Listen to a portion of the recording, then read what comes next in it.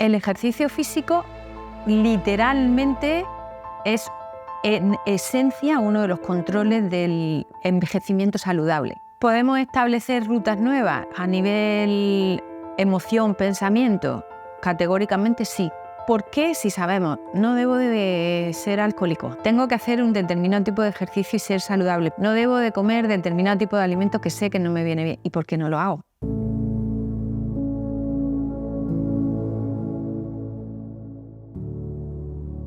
Mi nombre, Mari Carmen Martínez Pollato, soy doctora en medicina. Me licencié en el 1983 en Murcia, en medicina y cirugía. Doctoré la especialidad en el doctorado en medicina y cirugía en 1990 y el doctorado ya fue una tesis de personalidad, conducta de enfermedad y adaptación psicosocial del ostomizado murciano. Hice una diplomatura en psiquiatría, hubo un tiempo que trabajé en psiquiatría. En el año, no recuerdo, pero igual, ya digo, hace 25 años empecé a trabajar en una consulta privada, incorporé la medicina estética y me resultó muy fácil poder ver cómo la mayoría de las personas procuran buscar fuera lo que dentro les está suponiendo un conflicto. Desde la perspectiva de la implicación en la mejora del autocuidado, empecé en los últimos 3 años a generar un proyecto nuevo que le diera muchísimo más foco al tema de las emociones, al tema de la integración, en la implicación personal, en el respeto, en la amabilidad hacia ti y en que tu salud y tu bienestar dependen de cómo tú te estás viendo, cómo te estás hablando, cómo te estás sintiendo.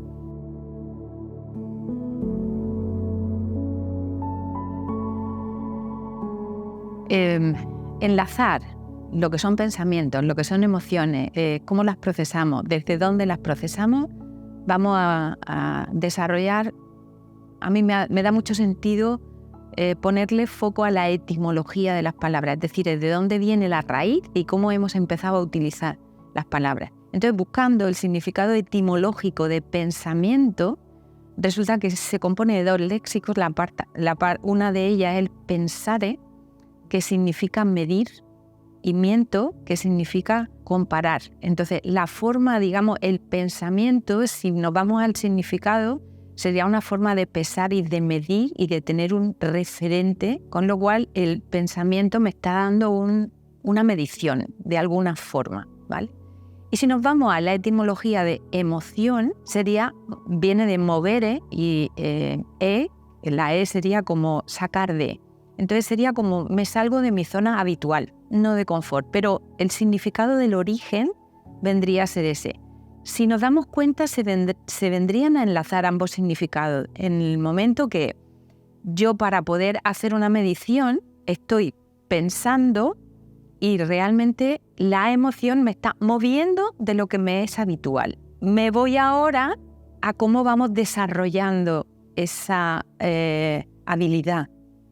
Cuando nace un bebé, no voy a decir que viene a cero, pero tiene que ir desarrollando las emociones. Y se conoce bastante que, por ejemplo, el bebé, una de las primeras emociones que va aprendiendo a desarrollar es la alegría, de las primeras. Y se ha conceptualizado que puede ser, porque eso sí se ha medido, que la emoción de la alegría en el bebé pudiera estar vinculada con el reconocimiento facial, porque se sabe que el bebé mira mucho más a las caras sonrientes, con lo cual aprende más rápido la emoción de la alegría. Desarrolla más tarde el miedo y se ha visto que, por ejemplo, según cómo desarrollan esa interrelación, terminan pudiendo tener un apego seguro. Esto no es un día solo, esto es un continuo. De hecho, para casi equiparar el cuántas emociones ha sido capaz de ir aprendiendo, sacándolo de lo que identifica y lo que no identifica un niño, un bebé, desde que empieza a desarrollar esas emociones, nos hemos metido prácticamente en los 10 años. Aún así, metidos prácticamente también luego en la adolescencia, se siguen incorporando ciertas emociones, de tristeza, de ira, de frustración. Entonces, ¿cómo estamos significando y cómo estamos aprendiendo a pensar, a medir? Es en función de cómo nos estamos moviendo de lo habitual. De esa manera, podríamos interpretar que estamos condenados, como dice, por ejemplo, Bruce Lipton en su libro En la biología de la creencia, que dice, bueno, vale, me estás diciendo que la genética no es necesariamente de aquí no te escapas ni dando saltos, sí que lo puedes mover, porque para eso sabemos que funciona la epigenética, que viene a ser lo que influye mi medio externo en lo que yo traigo de serie, porque si no, no nos moveríamos jamás. O sea, es como, ¿para qué estamos viviendo? ¿Para qué estamos desarrollando ni haciendo nada si tú estás condenado con lo que traes de serie? Y no es así. Se ha hablado de que hay un periodo crítico, prácticamente hasta los 7 años, en el que el niño hace la mayoría de esos referentes para saber cómo hace la medición en sus pensamientos y cómo va desarrollando una personalidad, que termina desarrollándolo luego en la adolescencia y establece, digamos, un perfil de personalidad en base a todas esas mediciones o esos archivos de referencia con los que luego va a poder medir qué significa una cosa y qué significa otra. Para hacer un ejemplo fácil, tú estás interpretando algo en función de cómo tienes tus patrones de referencia. Imagínate que a ti de pequeño te ha mordido un perro y que a mí me salva la vida. Evidentemente el perro es el mismo. La significación en el sistema de valores de medición que tú vas a hacer de lo que para ti representa un perro va a ser completamente opuesto casi a lo que está representando para mí. Eso por hacer un ejemplo muy simplista, ¿vale? En ese sentido, se sabe, hasta los años 70-80 se decía, el cerebro una vez que está configurado no se mueve. Y se establecen circuitos que se interconexionan en un formato, digamos, asociativo, donde yo, si me ha mordido el perro, pero además estaba de noche, estaba lloviendo, era invierno, hacía frío, yo he asociado todas esas circunstancias a lo que pasó en ese momento, con lo cual se me graba todo como en un archivo conjunto, donde yo en el mismo cajón, digamos, de la referencia del miedo o de la condición que se me dio, lo guardé. Y determinadas historias referenciadas de emociones sí que me resultan más huellas emocionales, en el sentido de que si yo me guardo una emoción de miedo con todo ese contexto, he necesitado generar una química. Y esa química se me ha guardado en una condición que yo estoy viviendo luego en una situación concreta.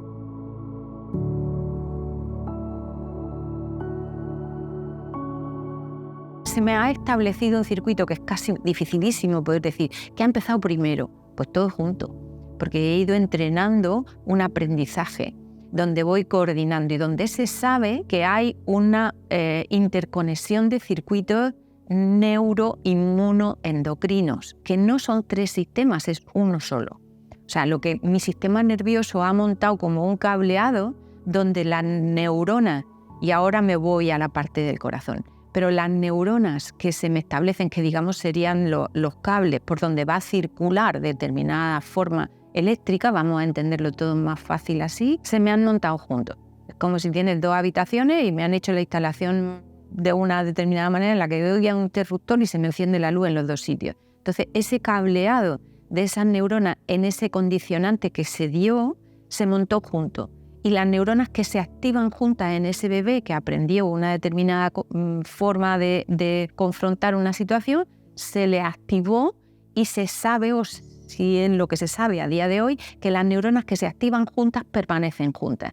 Es como, tengo esta ruta y tengo esta carretera montada y por aquí voy a ir circulando. Cuando esto que se me guardó lo pienso, porque lo comparo, activo y van casi de la mano, la emoción que me saca de lo conocido, de lo habitual, de lo que yo he entendido que es. Por ejemplo, una persona hipocondríaca, si ha aprendido a medir que está enfermo porque la condición que se le ha ido dando es aprendiendo, el momento que me duele algo, ya estoy pensando tengo una enfermedad. Entonces tengo como un circuito junto en el que según pienso, tengo una emoción, me meto en el miedo, pero necesito que se me fabrique una determinada química que me dé la orden de me pongo nervioso, me pongo a sudar o me pongo taquicárdico o me duele la cabeza o me sube el nivel de cortisol, que es la hormona por excelencia que me genera o que se genera para sostener esa situación de estrés.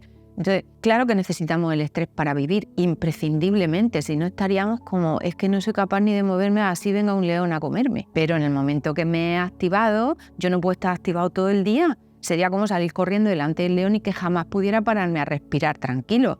Terminaría agotado, que es lo que hacemos mucho en esta dinámica social que tenemos a día de hoy establecida menos serena, vamos a decir, que parece que vamos corriendo a tener que llegar no sabemos a dónde, cuando si lo pensamos un poco serenamente, nuestros abuelos y tatarabuelos tenían 10 hijos, 12 hijos, tenían que irse a cultivar, levantarse temprano, lavar a mano, cocinar yendo a la compra casi a diario. O sea, la estructura era como mucho más complicada y seguramente corrían menos.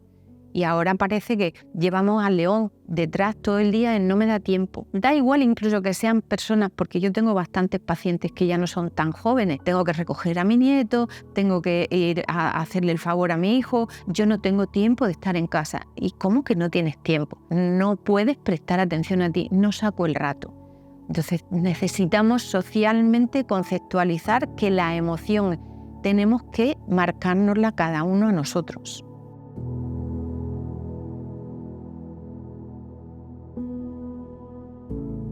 Pues subiendo nivel de hormonas, porque mi circuito está activado todo el día. Sería como que tuvieras un edificio y tuvieras todas las luces encendidas, todos los circuitos funcionando, en el que mi orden es sal corriendo que viene el león. Entonces necesito imagínate, desde el miedo, si llevamos los últimos años viviendo en el miedo, donde la publicidad de la mayoría de las cosas es cuidado que te da y que te enfermas, cuidado. O sea, hay muy pocos mensajes de calma. El cerebro no sabe lo que es verdad y lo que es mentira del todo. Es decir, tú te pones una gafa de realidad virtual o tú te imaginas que te vas a morir mañana porque, imaginándonos una persona hipocondríaca, contempla que le ha dado un dolor de tripa y ya tiene un cáncer de intestino y está en el miedo y está para sostener lo que me he pensado y he medido en mi referente, me salgo del confort y me invento el pensamiento conforme lo he valorado, me estoy sosteniendo en un circuito en lo que me mando la orden, es decir, que hay que meterse en el miedo, vamos a fabricar cortisol, que hay que salir corriendo porque no llegas, porque te van a despedir. Todo eso me lo puedo estar inventando perfectamente, no digo que no pase, digo que hay una parte demasiado importante que es, lo estoy pensando, lo estoy midiendo.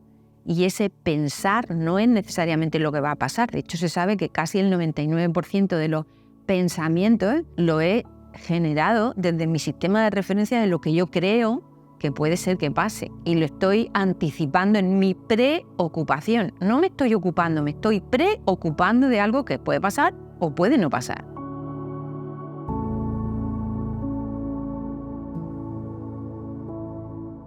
Mira, el cerebro se cree lo que tú le cuentes y sobre todo se cree lo que tú sientas, porque lo de estoy diciendo, y eso lo tengo muy testado en las personas con las que, por ejemplo, hago sesiones de Psyche, y el Psyche es como una reprogramación. O sea, yo aprendí de niño que el perro me da miedo, ¿vale? Y volviendo al ejemplo simplista del perro, alguna paciente he tenido que tenía miedo a los perros y que ahora mismo tiene perro. ¿Qué pasa con la mayoría de las terapias que son, por ejemplo, cognitivo-conductuales o alguna terapia en la que yo repito? Y no digo que no funcionen, digo que algunas cosas son más lentas, porque solo las verbalizo, pero no las siento como una verdad. Entonces, si no me lo creo, si no lo siento como que de verdad está pasando, no va a pasar. Porque lo único que estoy haciendo es diciendo una cosa en el día y sintiendo otra cosa cuando me acuesto y montando un mensaje diferente en el sentir. O sea, por más que yo quiera repetir, no, si ya estoy tranquila, esto ya lo he resuelto, pero lo que estoy sintiendo es que me preocupa muchísimo que mi hijo salga por la noche y que llegue a las 3 de la mañana y yo que no estoy durmiendo porque estoy esperando pensando va a tener un accidente, veremos a ver si viene, veremos a ver si le ha pasado algo. Todo eso me lo estoy imaginando y lo estoy sufriendo. Entonces, si de verdad no siento, no, mi hijo está bien y va a venir. Da igual que tú te preocupes, si le va a pasar algo, le va a pasar algo y cuando llegue te vas a quedar tranquila. Pero eso no quiere decir que cuando se acueste no pueda tener un infarto o un derrame cerebral. O sea, si quisiéramos estar contemplando todo lo que pudiera estar pasando, estaríamos sin poder vivir. Entonces, ¿cómo podemos salir del pensar e irnos al sentir? Pues mira, uno de los programas que yo ahora mismo he diseñado precisamente es ese. O sea, mi mente no puede estar, si estoy sintiendo algo, no lo estoy pensando. Salgo de estar haciendo la medición. Imagínate, por eso, por ejemplo, la meditación es súper útil. Una, porque anda buscando montar circuito nuevo. Porque si yo aprendí a hacer las cosas de una determinada forma y a pensarlas, no voy a quitar o a que deje de existir el circuito que ya estaba. Voy a, digamos, machacar y a montar un circuito nuevo. Y ese circuito nuevo tiene que ser, pues si de pequeño me estuvieron ninguneando o yo así lo sentí y aprendí a estar en el miedo, me van a sacar a la pizarra, me van a estar riñendo, me van a decir que no puedo, El niño está interpretando como puede, entonces tengo que sentir otra cosa y entonces tengo que establecer una ruta nueva. En los años 70-80 sí que se vio que el cerebro es plástico, que yo puedo moldearlo aún en la vida adulta, que nos decían hasta hace no tanto tiempo que es que el cerebro estaba configurado así y no se movía y que no había manera de mover los circuitos que ya tenía, y se sabe que sí se mueven los circuitos que ya se tienen. Entonces yo puedo recablear. ¿Cómo? Entrenando, por ejemplo, en la meditación, y la meditación guiada es muy útil desde...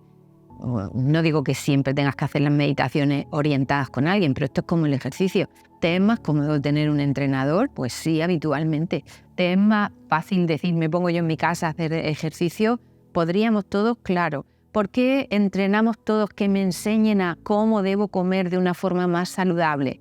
Pues igual tenemos que entrenar cómo me tengo que sentir y respetar y cómo vuelvo a hablarme conforme me levante por la mañana y me mire al espejo, cómo me sonrío en el espejo. El cerebro no sabe si es verdad o mentira. Si tú te pones delante del espejo en una sonrisa, entiende que estamos contentos. No va a entender que estoy enfadado, va a entender que estoy contento. De hecho, tú te pones a hablarle a alguien con una sonrisa en la boca y difícilmente vas a entrar en una bronca. No lo entiende, el cerebro no entiende que te estés riendo y estés enfadado, lo entiende muy mal.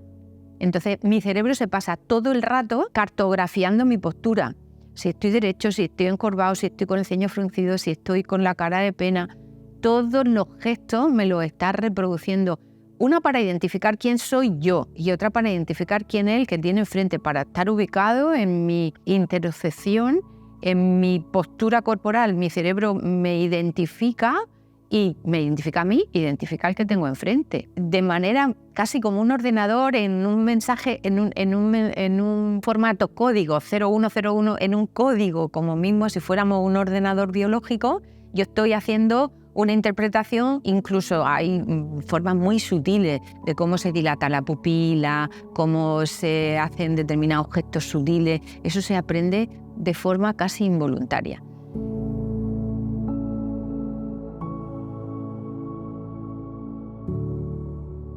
Hay trama neuronal, es decir, ese circuito de ese cableado que expresábamos que la mente ha entrenado en el pensamiento. La trama de neuronas, es decir, del cableado que yo he montado en el intestino y en el corazón, tiene igualmente un circuito como un cableado. Vamos a entenderlo como la instalación de los cables, donde la conexión y lo que se manda está enlazado. ¿Qué pasa? Que el corazón lo que tiene fundamentalmente, y además tenemos un continuo atención-emoción todo el rato. Entonces el corazón lo que tiene sobre todo son neuronas sensitivas, no motoras. Es decir, todo el mundo puede entender que yo muevo la mano porque tengo la movilidad normal, pero lo podría tener anestesiado, como cuando voy a ponerme una anestesia al dentista. Yo no es que no puedo mover, es que me quedo que parece que no siento nada. O sea, hay dentro de nuestro sistema nervioso como una parte motriz que nos permite movernos y una parte sensitiva que nos permite tener perfecto tacto y sensibilidad de calor, frío, la percepción del tipo de tejido. Nosotros identificamos con una parte mucho más sutil. Entonces esa parte emocional la guarda fundamentalmente el corazón. Mi huella emocional en ese circuito que yo he ido entrenando se me queda como si hubiera puesto el pie en la arena y se me quedara grabado sobre todo en mi corazón y en el circuito del intestino, de las neuronas, donde además se me fabrican esos neurotransmisores que yo necesito para reproducir esa emoción que me ha hecho moverme de lo que yo conocía. Entonces el bienestar, el miedo, esos neurotransmisores que siempre hemos entendido que estaban en la mente, están en el intestino. Y si yo quiero enredar un poquito más, añado que tenemos muchísimo más familias y colonias de bacterias, virus y hongos viviendo con nosotros, que ellos también viven y comen de lo que yo le doy de comer y de lo que yo siento, y producen vitaminas y generan muchos mensajes que necesito para sobrevivir. Entonces, si yo estoy comiendo determinado tipo de alimentación, y vamos a irnos a lo que más todos conceptualizamos, comida basura, no entrar en una cosa en concreto, están comiendo, pues sería como decir, es que tengo una flora del desierto de Almería o tengo una flora o una fauna del bosque de los Pirineos o en un Galicia, donde tengo otro tipo de clima. A nosotros nos pasa igual, establecemos como un clima donde voy a darle de comer a un determinado tipo de microbioma. Los mensajes de incluso activación y apagado de algunos genes pueden estar condicionados en base a cómo funcionan algunas bacterias, virus u hongos o no, y mi sistema inmune no lo vamos a sacar de la ecuación, ya lo hemos dicho antes, sistema neuroinmunoendocrino. Depende de lo que yo coma, voy a tener que estar manteniendo a raya o no la insulina, voy a tener o no activos determinados genes que me están diciendo para que aquí no se puede meter más azúcar, por ejemplo, y voy a hacer que me fabriquen o no adecuadamente, por ejemplo, vitaminas, y que se absorban los nutrientes con mucha rentabilidad, o voy a tener un intestino, digamos, vamos a poner otro ejemplo muy comprensible, es decir, tengo un drenaje de un lavabo y resulta que es que está lleno de porquería y es que casi no drena. Entonces mi absorción de nutrientes enfocamos en te tienes que tomar vitaminas, nutrientes y tal, pero si es que no lo vas a absorber, vamos primero a reparar, vamos a que a lo mejor ese intestino permeable como concepto de tengo agrietada la unión entre las células que tienen que dejar el paso del nutriente, pero no del trozo del alimento entero, por hacer el tema más grosero y que se haga más comprensible. Entonces me tiene que entrar un fragmento, me tiene que entrar el magnesio o el potasio del plátano, pero no el trozo de plátano.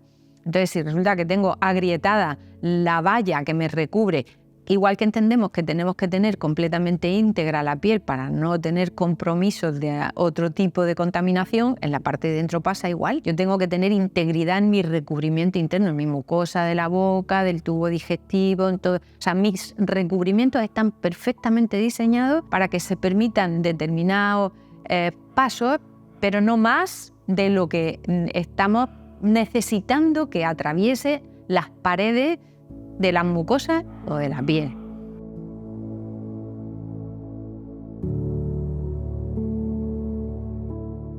¿Por qué? Si sabemos, no debo de ser alcohólico, no debo de ser un consumidor de determinado tipo de tóxico o de drogas, no debo de comer determinado tipo de alimentos que sé que no me viene bien. ¿Y por qué no lo hago? Tengo que hacer un determinado tipo de ejercicio y ser saludable. ¿Por qué no me comprometo? Me vuelvo a la importancia de qué he aprendido a hacer, qué me recompensa, qué quiero respetar y cómo me estoy sintiendo y quién soy la prioridad para mí. Nos han entrenado muchísimo desde siempre a que tenemos que obedecer, que ser bueno, y el castigo, por ejemplo, para mucha gente que desde pequeño... Mira, hay algo que se hacía con frecuencia, por lo menos no hace tantos años. Si no, hasta que no te comas todo, no te levantas de ahí. Y cuando te lo comas todo, te voy a comprar un huevo Kinder. O sea, el niño está entrenado muchas veces, una en lo que están haciendo en casa y en cómo ya, en esos circuitos que decíamos que se montaban. Y luego me recompensa literalmente determinado tipo de alimento porque le estoy dando de comer a algunos parásitos, incluso a algunos hongos, y me piden de comer, ¿vale? Es como si estuvieras comiendo y tuvieras un perrico y te estuviera pidiendo todo el rato subiéndose de pie. Literalmente lo hacen, determinado tipo de bacterias me piden de comer. Yo casi que estoy recibiendo la orden del déficit como si hubiera dejado de consumir un determinado tipo de droga. Me lo piden muchas veces mis bacterias. Entonces, yo siempre se lo digo a las pacientes o a los pacientes, yo no te voy a poner a dieta, no lo contemples así porque encima te pone un castigo. Contémplalo como algo que quieres entrenar como mi compromiso. Aunque vaya a pasar el mono de dejar determinada, pero si sigues comiendo de la misma manera y encima te digo, te pongo a dieta, vas a aguantar cuando tires de voluntad, que vas a poder seguramente un tiempo, tiras de voluntad porque tengo la boda de mi hijo, la boda de mi hija o tengo que ir a no sé qué, entonces tiro de voluntad y entonces estoy súper comprometido. Pero luego yo vuelvo a lo que me gusta porque me voy al circuito viejo. Entonces vuelvo a ponerme más el foco en la emoción, en el compromiso en el que o me lo creo y lo siento como algo que quiero para mí de verdad y me sostiene esa emoción en quiero esto, o no me va a durar, voy a aguantar un tiempo, entonces me voy a pasar la vida yendo de una dieta para otra. Uy, ahora me han dicho, o de un medicamento para otro, igual con el tabaco, no, a mí que me den los chicles o que me den el tratamiento nuevo que se han puesto, pero tira de voluntad, va a pasar el mono, es verdad. O bueno, tira un tiempo, pero no lo hagas para siempre, hazlo para que simultáneamente hagas un entrenamiento de una ruta nueva. Monta en tu mente un circuito nuevo, una carretera nueva. Es como si dijéramos, bueno, las carreteras antiguas que teníamos cuando circulábamos hace 40, 50 años están en algunos pueblos, claro, pero puedo irme por la autovía. Entonces, móntate una autovía nueva, ahora.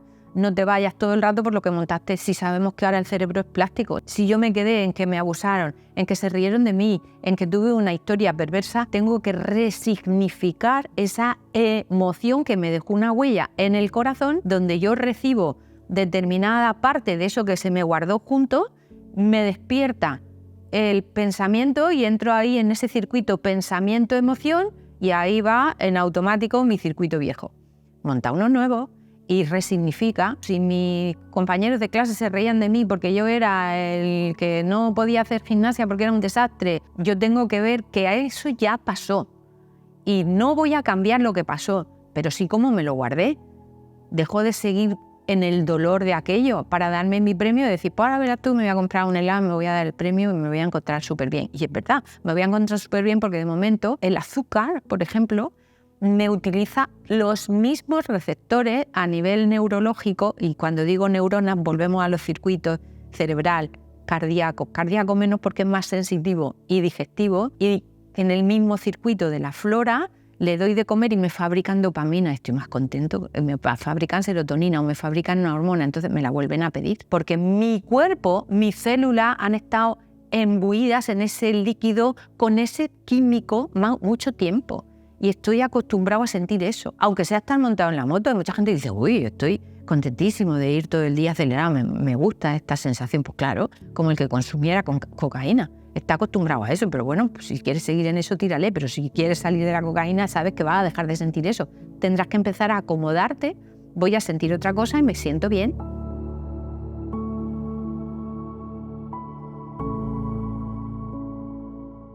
¿Podemos establecer rutas nuevas a nivel emoción, pensamiento?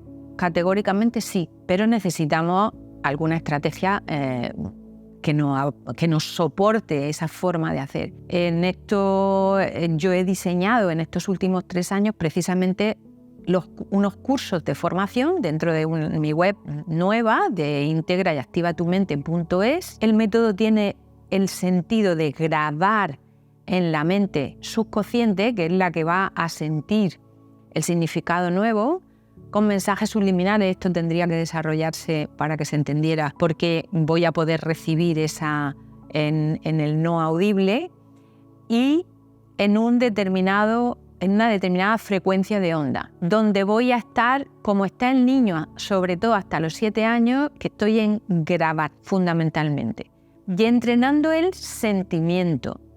Y luego, por supuesto, con las sesiones de Psyche, si es que se diera el caso, en algunas historias que están mucho más enquistadas, vamos a decir, a lo mejor en una sesión personalizada, donde libero el qué contexto le di a una determinada emoción dolorosa, y si no suelto lo que me pesa mucho, difícil voy a grabar. O sea, no puedo decir, me quiero mucho, y resulta que lo que siento es un dolor horrible porque me maltrataron o me abusaron en la infancia. Vamos a soltar el dolor primero que te representa, y se puede, ¿eh? Es como si le diera al enter, por ejemplo, una sesión de Psyche, en una visualización, para tener una forma de pensar y medir diferente, en la que no me sigo yendo a esa emoción, donde me muevo hacia una significación que ya tengo en mi archivo y le hago una significación nueva, donde me permito liberar ese dolor, lo aprendo, me lo sé y dejo de tener a lo mejor una lección de una persona que me abusa, directa o indirectamente, no físicamente, pero permito que siempre los demás estén por delante. Tengo que darme autoridad y tengo que darme el cariño y el respeto mío, de mi sentimiento hacia mí, que eso lo tenemos muy poquito entrenado. Entonces sí se puede. Yo en la web invito, porque en este ratito seguramente no tenemos, en la web de Integra y Activa tu Mente creo que hay suficiente contenido.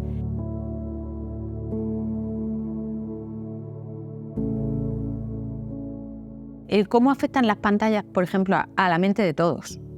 y por supuesto la de los niños está más maleable y está entrenando su emoción. Y realmente estar viendo la pantalla es casi estar en esa imagen, sonido, luz, colorido. Me está entrenando como mismo están entrenadas las pantallas, por ejemplo, de las máquinas tragaperras, para hacerme adicto a esa recompensa inmediata de luz, sonido, donde o gano o veo y ni siquiera sabemos que están recibiendo esas mentes que están grabando una emoción nueva. ¿Qué le está generando? ¿Me gusta? ¿No me gusta? ¿Me da miedo? ¿Estoy sufriendo? ¿Qué está haciendo el personaje? Estoy con el corazón encogido porque no sé si se está muriendo. Las pantallas nos están entrenando la mente a la emoción, me está sacando de lo habitual, me estoy haciendo el archivo de pensamiento donde me voy a guardar qué significado o qué patrones de referencia voy a utilizar a futuro. Con lo cual, tanto de niños como de adultos, cuidado con lo que estamos viendo en las pantallas porque no lo hemos diseñado nada más que desde lo virtual.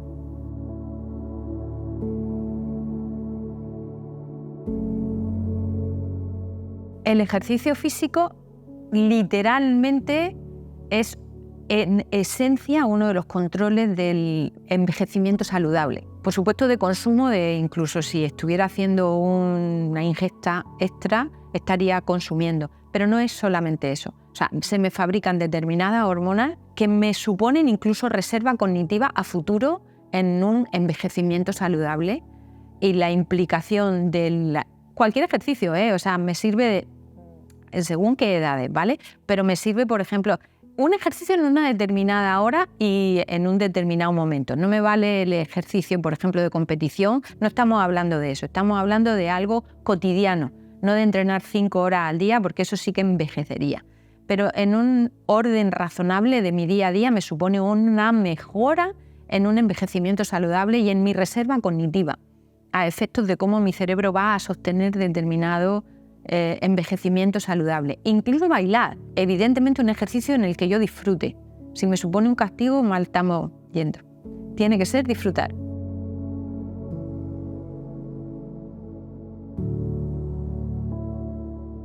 ¿Dónde pueden contactar conmigo?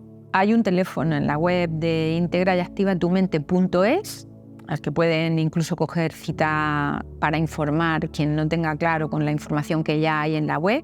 Hay cursos que le pueden echar un vistazo a algunos de los vídeos explicando en qué consisten los cursos, explicando en qué consiste el Psyche, pero busco la manera de tener una asistencia personalizada. Evidentemente para eso tengo un tiempo limitado. Hay un calendario en el que pueden coger cita de una entrevista de 15 minutos por las dudas que pudieran quedar. En integrayactivatumente.es creo que hay suficiente contenido y por supuesto a futuro va a haber mucho más. En Telegram está el grupo de Integra y Activa tu Mente. Ahora empieza a haber más gente que tiene Telegram, entonces bueno, les invito si les resulta más fácil que estén en el grupo de Telegram.